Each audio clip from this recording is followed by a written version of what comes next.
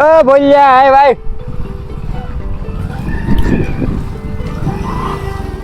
ક્યાં જાશો? કાંઈ નહીં, ઘરે જાવ. કેમ લા તારું શરીર હાવ હુકાતું જાય છે? ફૂકાતું જાય ને એકલો મગજમાં ટેન્શન લઉં ને બળતરા કરું. તારે શેનું ટેન્શન? પેલા ભાઈ કરિયર ને લઈને ટેન્શન. કેટલું ભણ્યા, મા બાપે આપણી પાછળ કેટલો ખર્ચો કર્યો, દિન રાત વાંચ્યા, કેટલી મહેનત કરી, તોય તે 1-2 માર્ક કાઢો રહી જાય છે. હવે આમાં તું જ કે ટેન્શન ન થાય તો શું થાય? ઈ હાચી વાત તારી. અને પાછા મા બાપ ને કઈ પૈસા કમાવીને નથી દેતા, ઘરે પડ્યા એકલા રોટલા ભાંગવી હાવ બેરોજગારની જેમ. હવે તો છે ને ભણવાનું હાવ મૂકી જ દેવું છે. હવે ક્યાં ખારા કામ ધંધે લાગી જવું છે.